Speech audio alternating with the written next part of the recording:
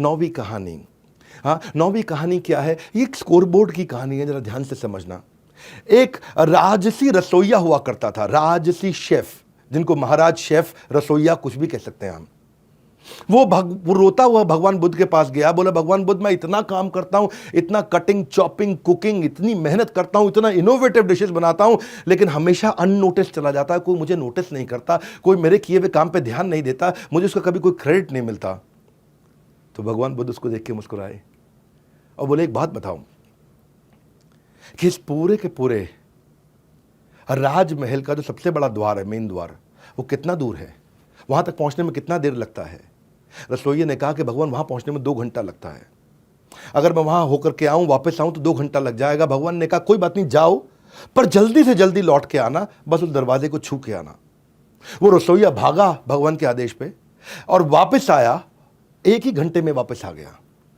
तो सारे देख के हैरान, बोला था दरवाजे को छू के आना, 2 घंटे का काम, 1 घंटे में लौट के आ गया, झूठा आदमी। लेकिन उसने कहा नहीं भगवान, मैं दरवाजे को छू के आया। बोले कैसे छुआ? बोले मैं भागते हुए गया था और भागते हुए आया। भगवान ने कहा कि इन सब मानेंगे तभी जब तुम एक बार और करोगे। वो एक बार और गया, भागा और वापस छू के 1 घंटे में आ गया। लोग अभी भी नहीं माने, ये गया ही नहीं होगा, छुआ ही नहीं होगा। तो भगवान ने कहा फिर क्या किया जाए?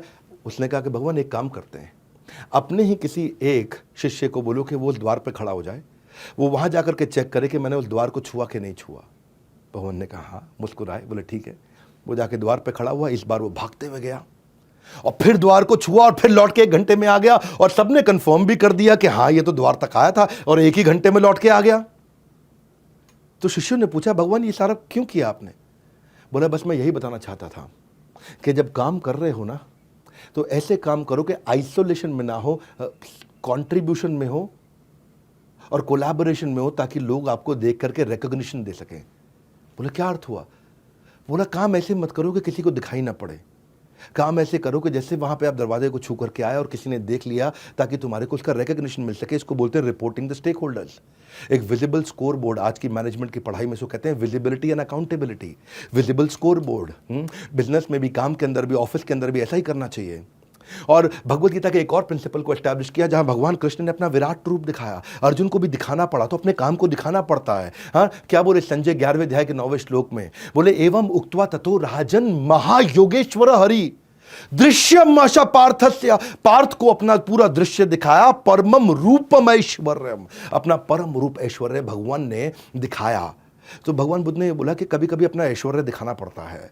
और भगवत गीता में अगर कृष्ण ने अपना ऐश्वर्य दिखाया, तो तुम तो रसोइये हो, तुमको क्यों जरूरत नहीं पड़ेगी अपना ऐश्वर्य दिखाने के लिए।